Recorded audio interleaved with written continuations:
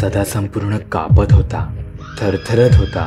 त्याची बायको त्याच्या बाजूला बसून रडत होती. सदाच्या बायको पाठून गावची काही लोक गोठ्यात शिरली. त्यांनी सदाला उचलून त्याच्या घरी जमिनीवरच झोपवलं. तो बेशुद्ध झाला होता.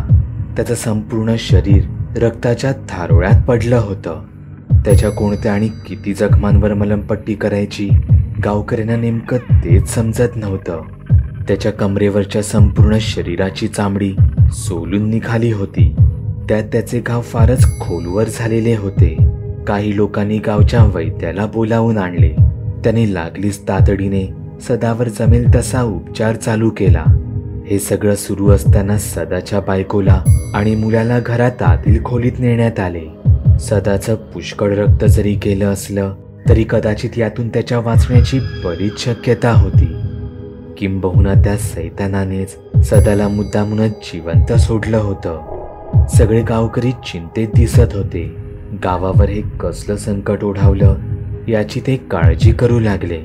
तसं तर ते कोणाच्या वाकड्यात शिरणारे नव्हते, पण जर कोणी त्यांच्या वाटेत आडवा आलाच तर त्याला उभं फाडण्याची त्यांच्यात क्षमता होती. याला कारण होती त्यांची एकी आणि त्यांना मिळालेली काळ्या विद्येची शिक्षा. ते सगळेच आता सदाच्या शुद्धीत येण्याची वाट पाहत होते.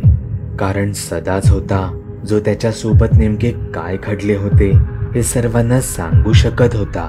अखेर पहाटे सदाला शुद्ध आली.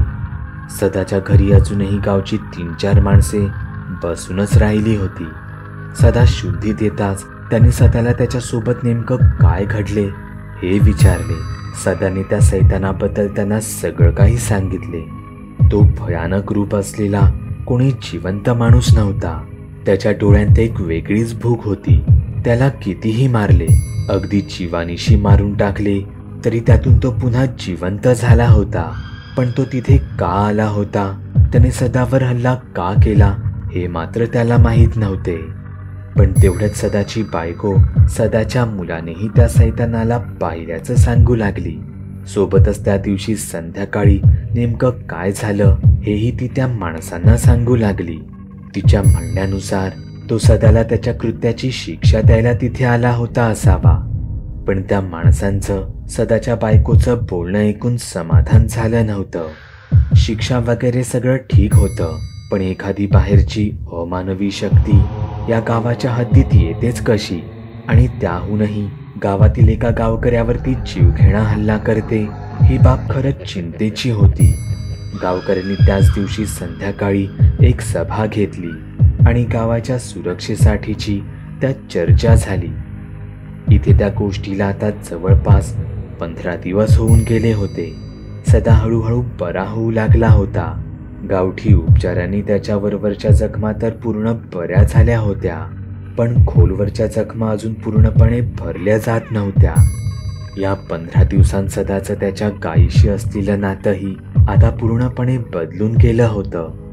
घाबरून का होईना, पण सदाने तिच्यावर या 15 दिवसांत एकदाही हात उगारला नव्हता.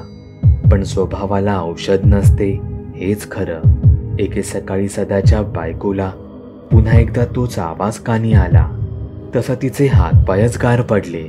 शहारलेल्या भीतीने कापत असलेल्या तिच्या शरीराने ती कशीबशी धावत गोठ्यात गेली.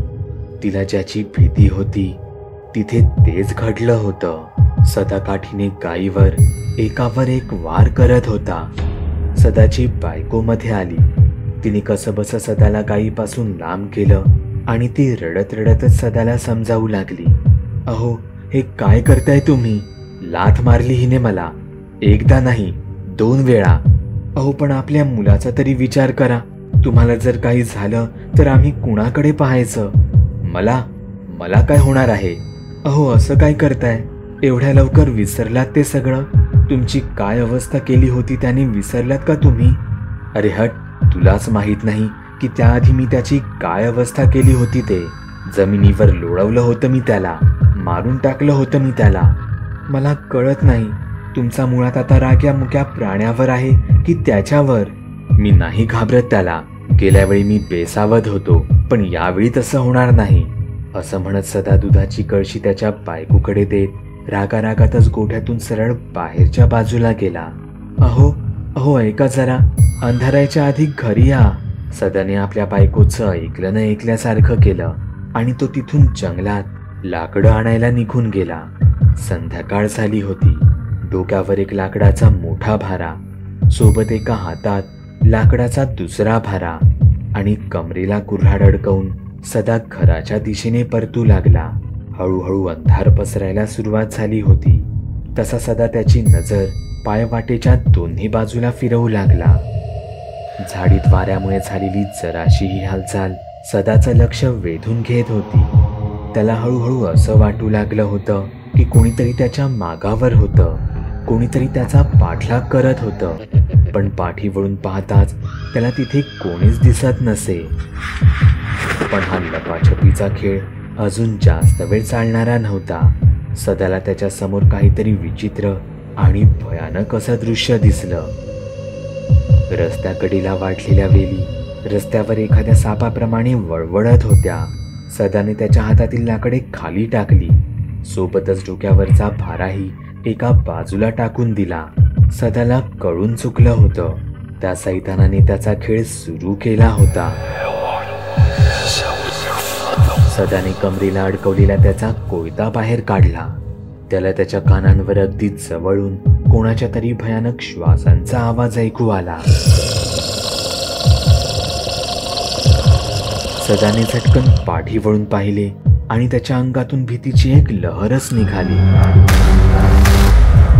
तो पुन्हा आला होता.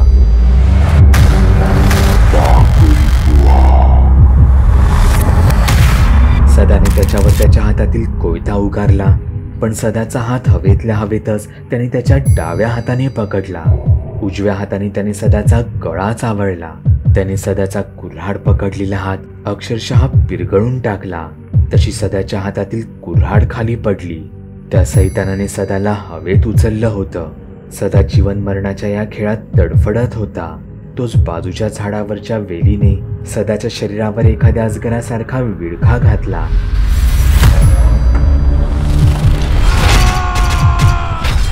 तसं त्या सैतानाने सदाचा गळा सोडला आणि सदा जोरजोरात मोकळा श्वास घेऊ लागला. सदाचे दोन्ही हात, दोन्ही पाय वेलीने जखडले होते. तो त्या जुन्या झाडावर वेलींच्या सहाय्याने आता लोंबकळत होता. मृत्यू सदाच्या समोर उभा होता. त्या सैतानाने खाली पडलेल्या लाकडांमधीलच एक जाडजूड लाकूड त्याच्या हातात उचलले. सदा घाबरून रडवेला झाला. सकाळच्या उजेडात असलेल्या त्याच्या मनातील धीटपणा अंधार होताच कुठल्या कुठे पळून गेला होता. त्याला याची जराही कल्पना नव्हती की त्याच्यासोबत नेमकं काय घडणार होतं याची.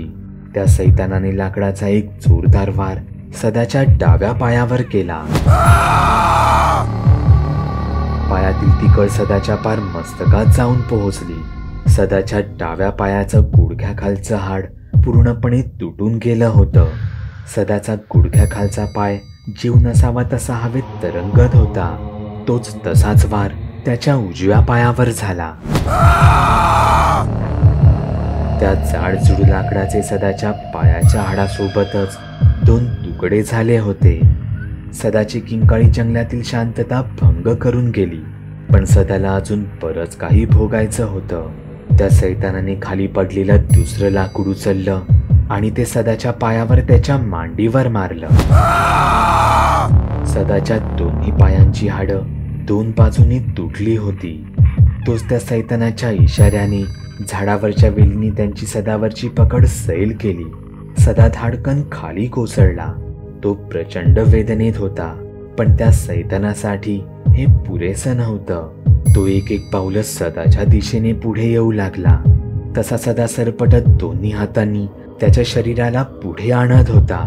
सदाची ही शेवटची धडपड स्वतःला वाचवण्यासाठीची नव्हती. तो सरपटत तिथे पडलेल्या कोयत्याजवळ येऊन पोहोचला. सदाने त्याच्या हातात धारधार कोयता पकडला आणि तो सैतान काही करणार त्याआधीच सदाने तो स्वतःच्या गळ्यावरून फिरवला.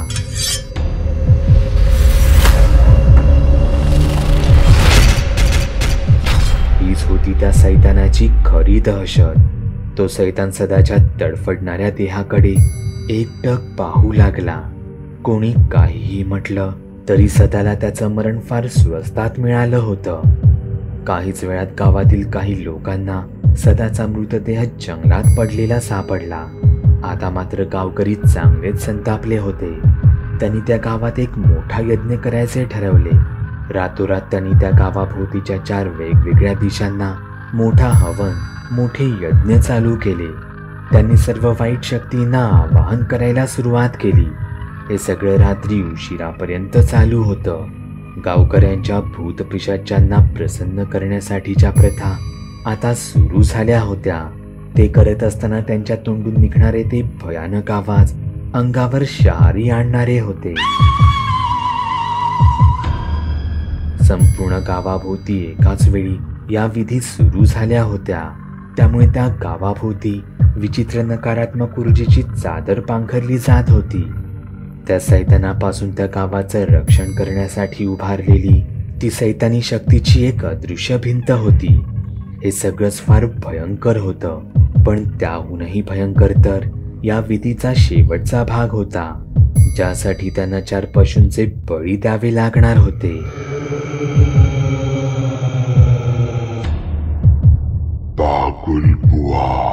चॅनलवर अपलोड केलेल्या नवीन व्हिडिओची नोटिफिकेशन मिळवण्यासाठी चॅनल सबस्क्राईब करायला विसरू नका. व्हिडिओ आवडला तर आमच्या मेहनतीचा मोबदला म्हणून तो लाईक करून मित्रांसोबत जरूर शेअर करा. चॅनलवरचे इतर व्हिडिओ पाहण्यासाठी इथे क्लिक करा. तसेच चॅनलवरची प्लेलिस्टही चेक करा. दर दिवशी नवनवीन भूतांचे व्हिडिओ बनवून मी तुमचं मनोरंजन करत राहू याची खात्री बाळगा.